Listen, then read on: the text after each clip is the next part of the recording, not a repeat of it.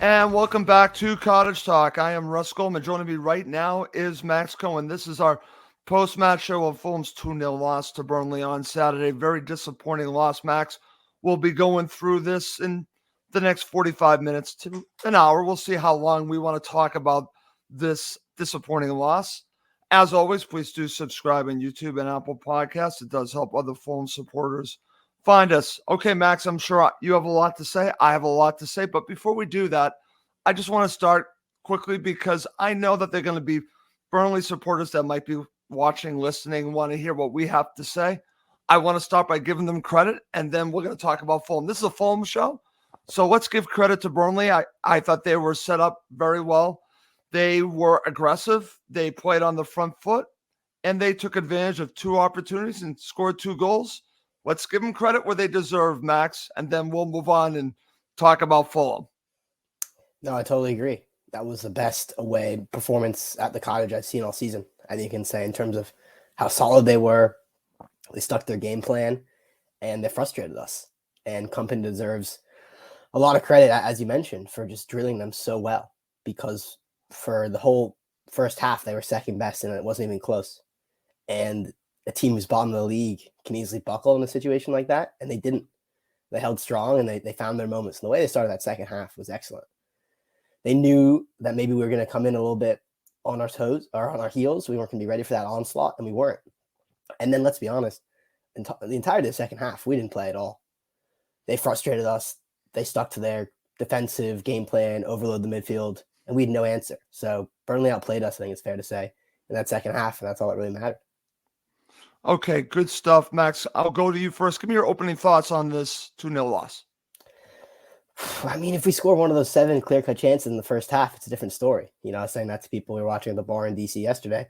I mean, we were excellent, really, except for the final touch, right?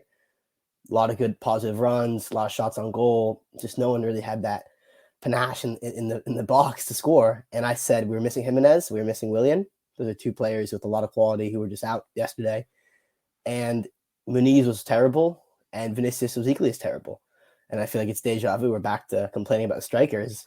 Who would have thought we would be like, please give us Raul Jimenez, right? Who would have said that 2 months ago? But I feel that way. I think it's also true that there's a lack of real final third quality in this team, and that Pereira had a really poor match as well. He did. Because, it's odd. Oftentimes we talk about Fulham, we start slowly, and then we kind of get into our groove later on. This was the opposite. I thought we started really excellent. It was the right type of performance. We just didn't score. And is that just a question of luck and momentum? We had this conversation in the West Ham match, right? It's like we won 5-0 because each goal seemed to build on each other. But here's what happened when we don't get that kind of initial break, and we got frustrated with ourselves. And I also want to talk about the second half briefly. Go ahead. Where was the response, Ross? The players seemed like they were still in the dressing room. There wasn't 1 minute. Minutes. There wasn't really one. Baffled me. Yeah, we're going to talk about that because I think it's a tale of 2 halves as we talk about a great deal on this show. But I just want to share a couple of comments. This is from our friend Emma. Merry Christmas to you and Max. Thank you very much there, Emma. This is from Stefan Solis. Our players seem ready for Christmas rather than turning up to earn their salaries. Very interesting comment. By the way, you can now comment on Twitter because we are live on my own Twitter account, X, and also on the Cottage Talk X account. So you can actually comment if you're watching live. Feel free to. This is actually on YouTube. This is from our friend Black, White, and Fred. Performance was so lazy. We thought all we had to do was turn up and take the points. I'm going to get to that in a second. Very good point, because I have a feeling that this comment is spot on, Max, and I'll go right to it. Did Fulham take Burnley lightly? Now, here's the thing. I did my 5 keys to victory, and one of the keys was do not take this team lightly. Give them the respect they deserve. Treat them like they're Liverpool. Max, they did not treat them like they were Liverpool. I agree with the comments that we're seeing that I'm not saying Marco took them lightly. I think the players might have been just looking at, as we would say over here, their press clippings a little bit from the last 2 5-0s and just thought that they could walk over this team. And anyone that has watched Burnley knows that they're going to play the way that they're going to play. They're going to play on the front foot. They're going to be aggressive. They're going to try to get the ball. They don't sit back. They did in the second half, to be honest with you, with 2 banks of 4 after they got in the lead. But first half, they certainly didn't sit back, and they were actually pressing Fulham. So I think the players might have taken them a little bit lightly. What are your thoughts? I don't know if that's necessarily the situation, because the first Okay. half, I don't think we took them lightly at all. Okay. Right? I think we were all over them. We were aggressive. We were the better team. I think maybe my theory is that the effects of Goodison Park in midweek took its toll. Possibly. Right? It's a pretty thin squad. We know that.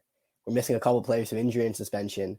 I think they just ran out of gas the other day, which is maybe not really a glaring indictment of Marco Silva or the players as much as maybe we would have liked to. But I just saw fatigue there, like fixture fatigue, because if you're taking someone lightly, I don't think we would have started as brightly and as impressively as we did.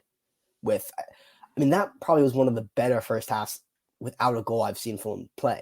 Right, Russ? I mean, it was attack after attack. Trafford was making saves. It was a variety of chances, right? Overlapping runs. Robinson, Iwobi was taking shots. Paulini had a volley, right? It wasn't just one player dominating. It was a whole team penning Burnley back. So I don't think we took them lightly. I think that we went behind. I think we came out of the second half maybe a bit complacent. Okay, we walked over this team. A goal's going to come no matter what. And then they have the first shot within the minute that goes wide. We're like, oh, wow, maybe this is going to be a test. And then a minute later, they score a wonder goal. And I don't think they had the energy within them or even were prepared to chase a goal after going behind. I think the mentality wasn't there in terms of we actually might be losing. That's what I think was the issue, is that we were so used to dominating them in the first half that we went behind and suddenly there's no plan, there's no leader on the pitch.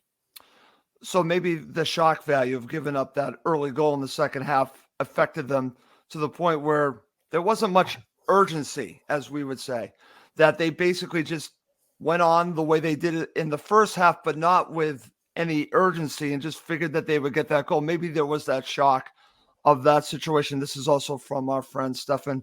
The Premier League shows us that you could put 5 past a team, but also lose against one fighting relegation. Absolutely. That's why I was concerned about this team, that I knew that they'd be coming here fighting. They have a manager who has that mentality already. He's a winner, and he is going to instill that in his players. You could see that they have a positive attitude, and it showed in this match. They just haven't gotten the results. Well, they got the results, unfortunately, against Fulham, Max. And let's move on.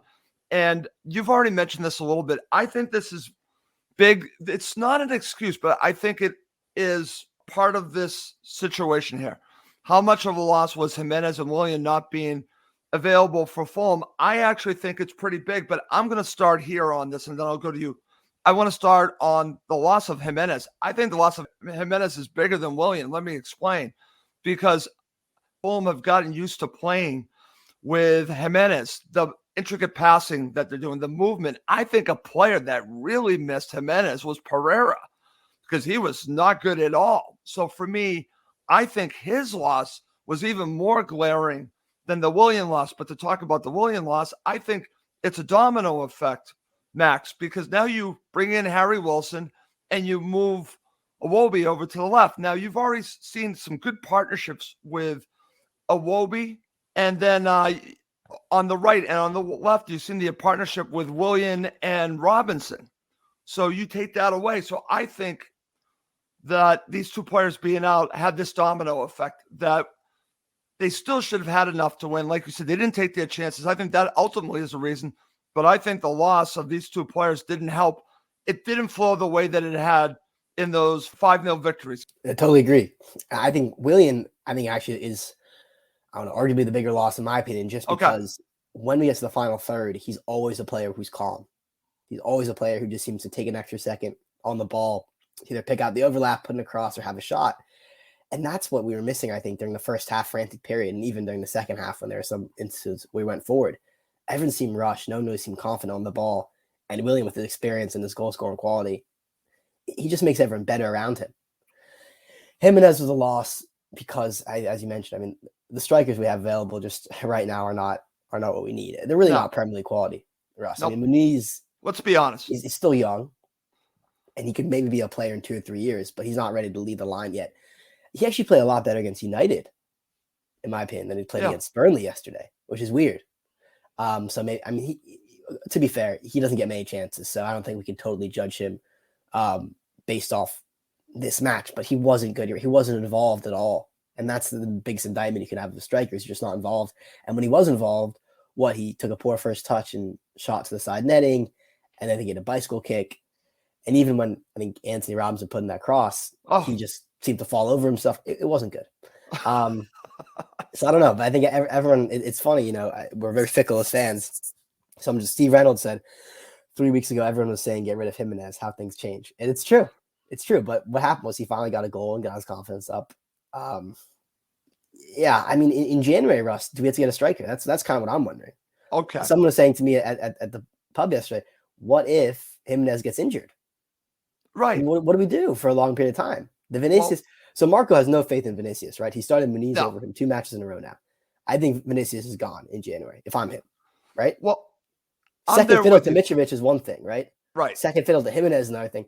Third fiddle to Jimenez, even behind Muniz, as a striker, you can't take that. If I'm Carlos Vinicius, I'm leaving. Going back to Brazil or Portugal or whatever, right? Okay. We need another striker. Okay, before I move on, I have a comment on Steve's comment because Steve was messaging me complaining about Jimenez and Pereira. And as we're seeing, Jimenez, I think, has helped Pereira's game. So the fact that Jimenez isn't there, I think, has affected Pereira. That's no excuse. So he should still be playing at a higher level than he did in this match. He was not good in this match. But to go off on what Steve had mentioned earlier here in the comment section, first half, we did Burnley, but by creating chances and not putting away. Second half, after the goal, we had no answer to the 2 blocks of 4 at the back. And he's right about that. We did not have the answers. And I want to really break down those goals because I think both goals, believe it or not, Max, are preventable. And we'll talk about that coming up. But let me go right back to, give me your thoughts on the starting 11. So no Harrison Reed for another successive match. Kearney's back in there with Pereira Paulinho. That seems to be the first choice kind of central midfield pairing at the moment. And then you know Wobie and Wilson on the wings, Muniz up top. You can understand it. Decadova Reed, I think, might feel unfortunate not to get a start because a lot of fixture congestion and Williams out. So I think he might have had a shout to play, but he has not been in great form recently. And then the back four is pretty constant. The only thing I noticed, Castagna seems to be first choice now over Tete, which I think is interesting because in the summer when we signed him, I think few people saw that coming. Okay, very good. Max, I have no issue with the starting 11 because of the situation with Willian not being included. But I want to get your thoughts on this. When we look at Fulham, when we look at the success that they have recently had, and I'll include setting up against Newcastle United before Jimenez gets sent off, they actually look pretty good for a short period of time.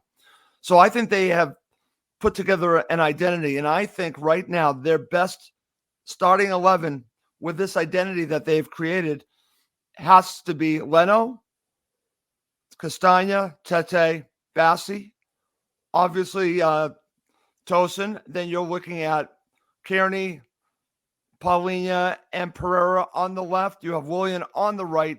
You have Iwobi, and at its best, then you have Jimenez up front. I think that's your strongest starting 11. Robinson as left back. Oh, I'm sorry, Robinson. Yeah. Wait, so who's the right back? You said Castagna and Tete. Who's? Oh, I'm sorry. There's a Goldman for you. I mean, sorry about that. That would be Robinson as your left back. Sorry. Yeah. Okay. I think so. I like Iwobi in the middle at times. I like that. I think that's true. I mean, Jimenez has deserved to be the number one striker given the goals he scored. It just that challenge against Newcastle could not have come at a worse time for him. If he didn't do that, imagine the place we'd be in right now and the form he'd be in because he just come off 2 great performances in a row, 3 you could argue. So yeah, it's hard to think about because especially in the festive period when the matches come so quickly, right? You need your best players. So. Totally agree there, Max. Totally agree. Okay, so when we look at the first half, let's analyze. And you said that Fulham had created several chances. They just did not score on any. The one that stands out for me, there are a couple of them, but the one that really stands out for me was the Harry Wilson attempt, which looked like at the end a toe poke. Like he actually, that's what he was doing at the very end. Maybe he lost a little control. But they were creating these opportunities. Do you think if Fulham score on any of these, it's a different match? 100%. Once you get the first goal, I think the second goal would have followed in 5, 10, 15 minutes. That's the way we've been playing lately. That's the way those home matches have gone. And we just need to break Burnley's resolve. The longer they survive at 0-0, the more belief they had that this was their day. And I mean, what they were bottom of the league. This is the worst team in the league going into yesterday. The worst, 20 out of 20. So for them to ride their luck, I think gave them belief that they just haven't had any luck this season at all. Trafford came up big. Our finishing was poor. A lot of it, I think, was just a lack of composure. We got in good positions and just seemed to smash it right at the keeper instead of picking our spot. Right. So this is what I think when you analyze a match and you think how much of it is just luck, execution, or actually skill. Because you just asked, right? Right. If we score that first goal, we're having a totally different conversation now. But we didn't, Max. And what's interesting, and I'm going to share this comment from Stefan as well. So he says, Jimenez was coming into his own, but his suspension hopefully does not set him back. And you and I were talking about this. If he is in there, I think they score that goal. I absolutely think they score that goal in the first half, and everything is different, Max. Yeah. I think the one instance when I think he could have been helpful, particularly, was when Anthony Robinson got in a really good position. Right. And he's something I want to give a shout out for. He was another excellent performer, in my opinion. Yes, he had some sloppy touches, I think, in the second half, but he is still probably our most dangerous threat overlapping. When he gets to that byline, we score tons of goals.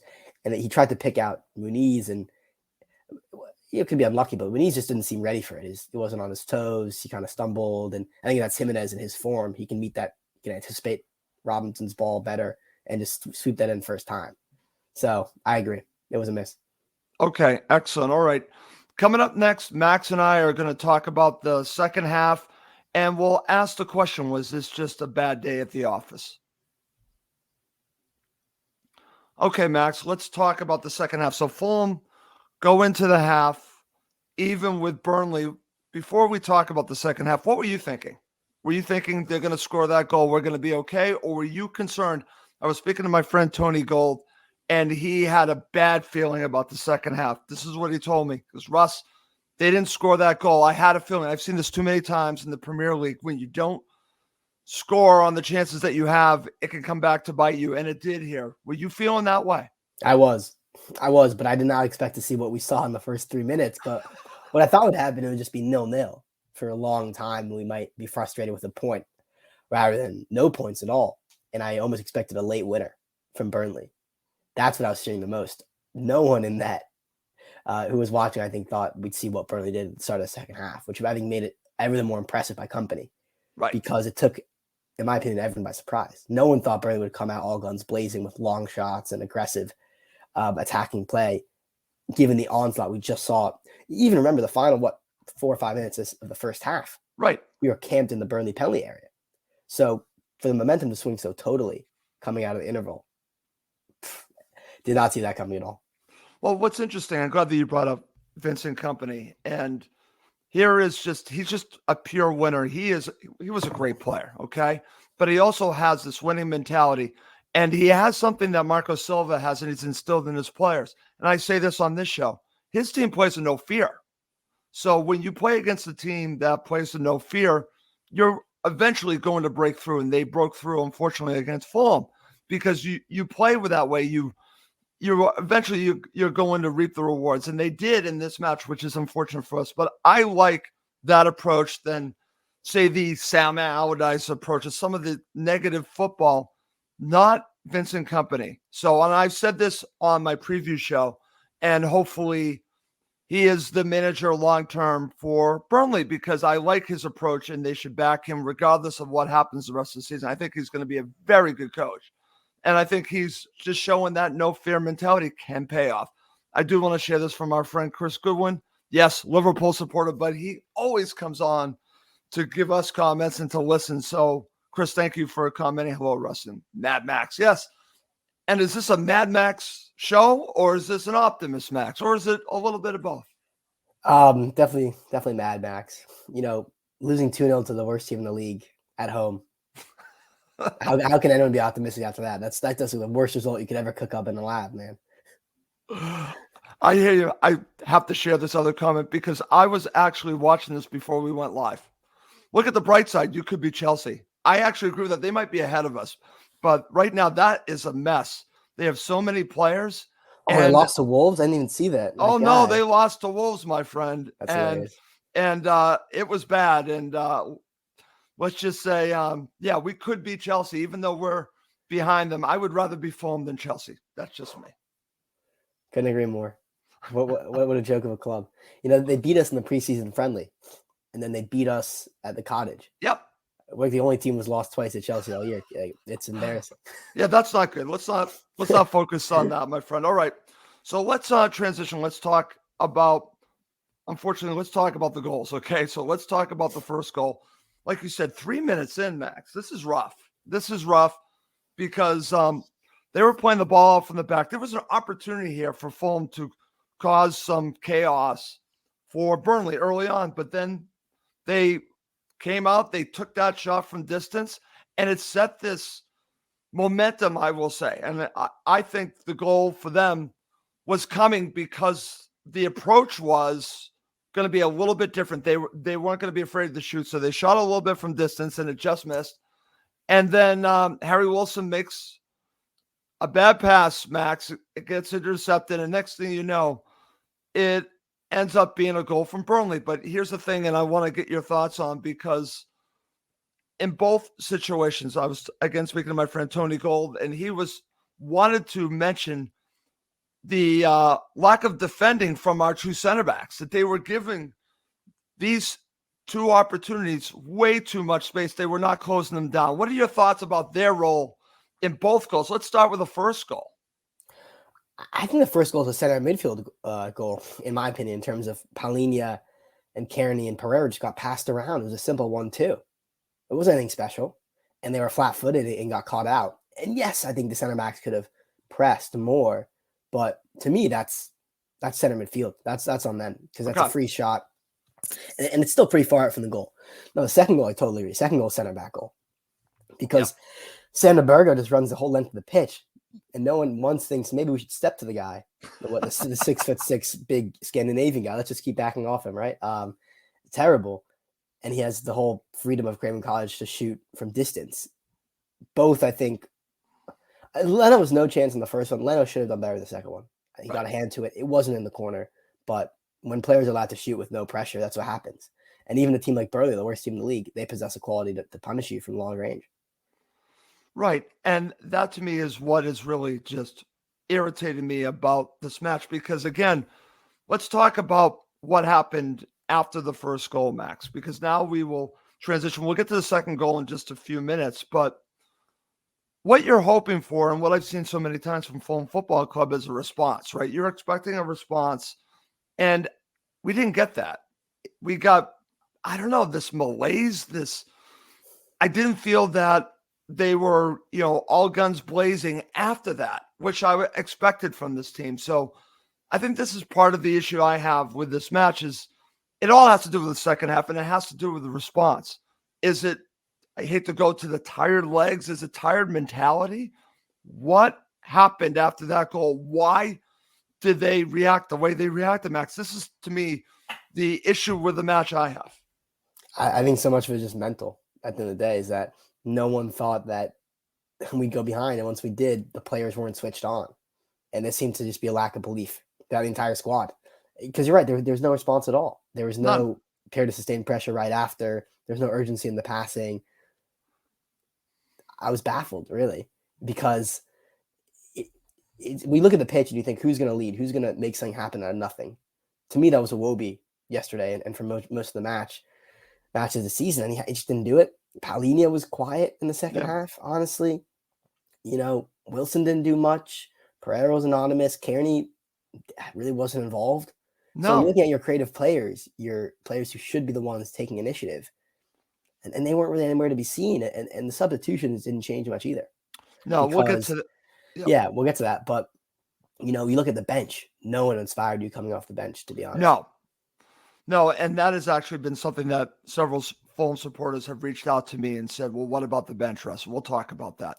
So to go along with our conversation, this is from Stefan. Poor response after first goal.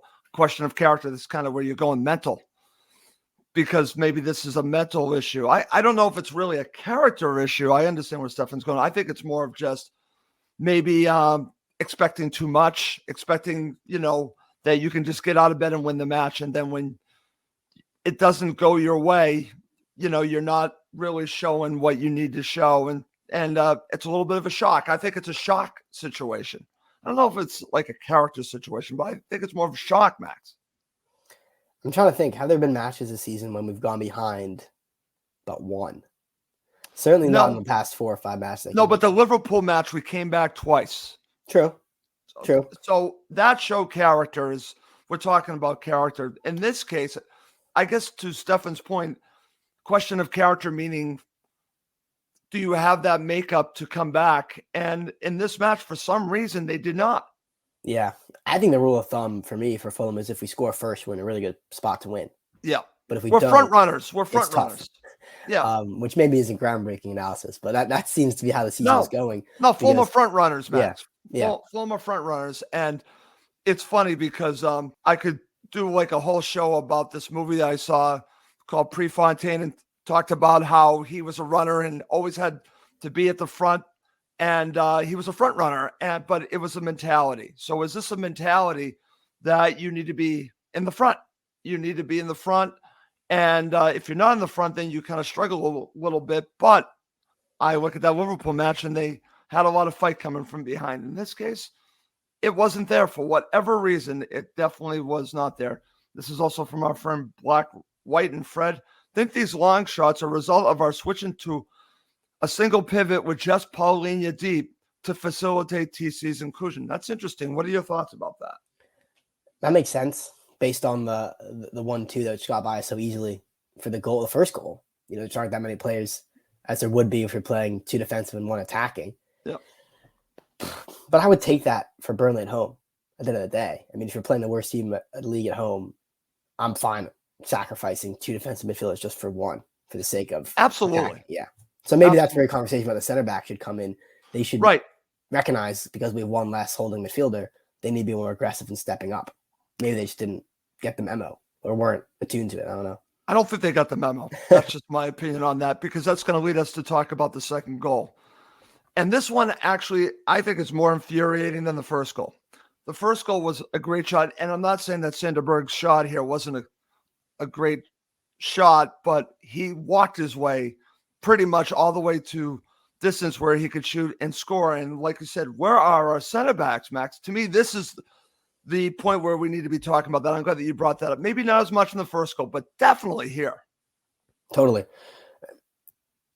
This killed the game, really. We weren't really in it, even 1-0 down. There was no signs of a fight back, but the second goal was game over, because once we went down 2, we're never going to get back into it that late in the match. Yeah, I mean, we discussed it earlier, but just the fact that he could waltz through the center of the park with really no one even putting in a tackle or even attempting to. I think part of it was Paulinho was already on a yellow. Yep. Didn't want to dive in.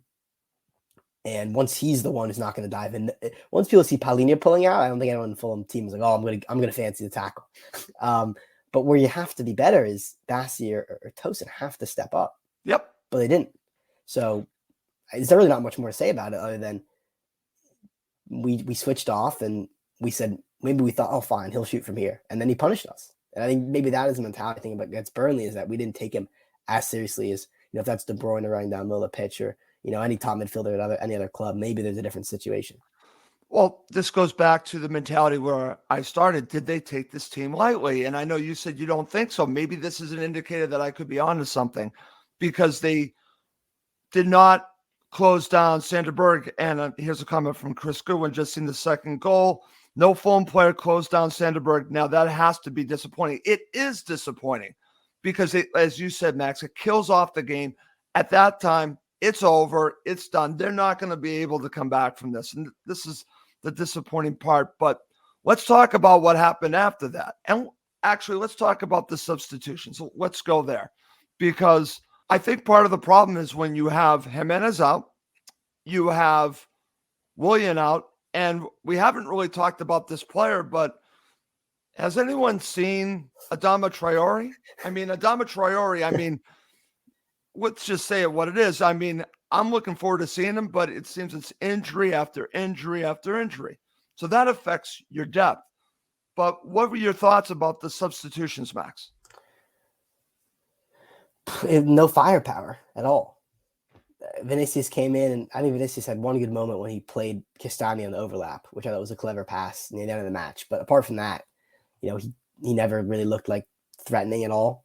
Decadova-Reid was anonymous. Balotelli came in for Robinson, had some good situations, but never could actually find someone when he crossed the ball. So Harrison Reed came in, but didn't really have that much impact either. Yeah, there wasn't anyone who could be a game changer, which is what you need on your bench. Yeah, great point about Adama Traore. All the things I just mentioned, game changer, firepower, attacking impetus, pace, that's what he's supposed to be. Exactly. And again, this isn't football. Clubs are smart, agents are smart. There's a reason he was allowed to go for free. There's a reason that no one really wanted him, maybe except us. We didn't face any real bidding war, in my opinion, to get Adama Traore. He's past his prime and he's injury prone, and he's not the player which, when people hear the name Adama Traore, you think of Wolves circa 2019, 2018, Yep. right? When he was a beast. He's not that anymore, it's clear. So maybe it was a free transfer. It was a gamble. It didn't pay out.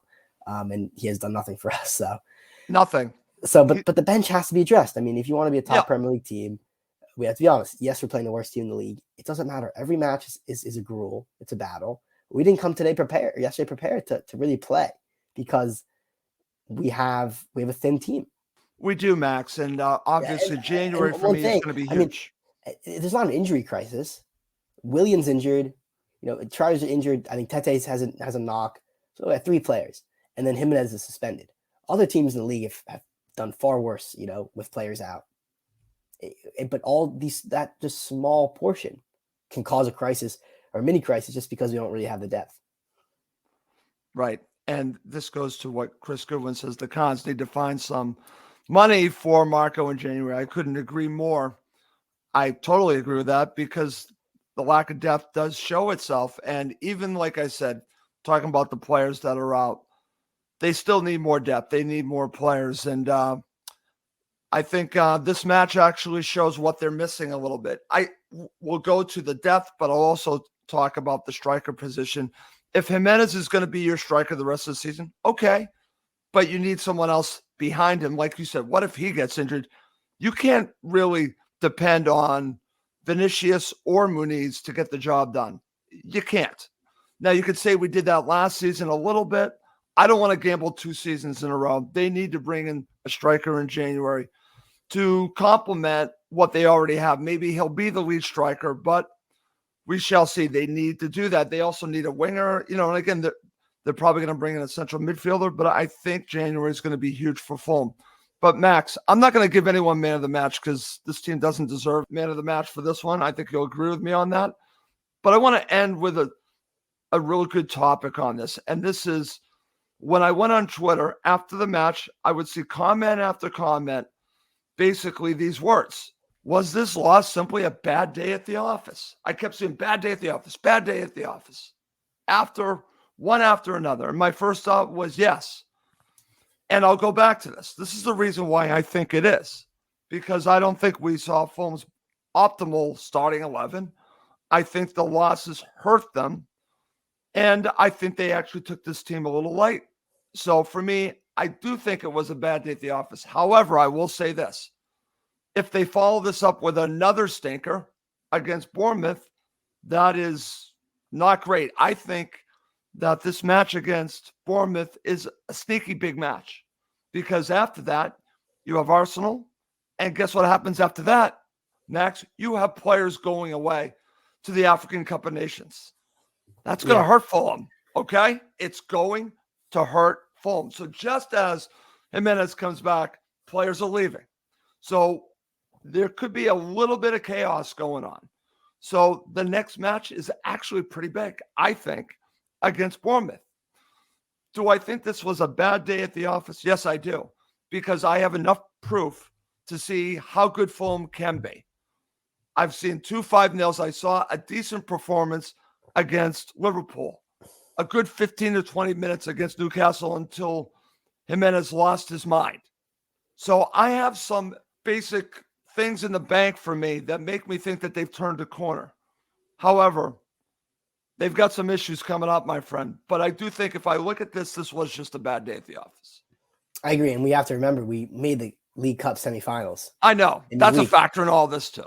Because it feels very frustrating, the whole vibe around the club at the moment, just because we lost to Burnley at home. But we have to remember that we're in a great spot in the Cup.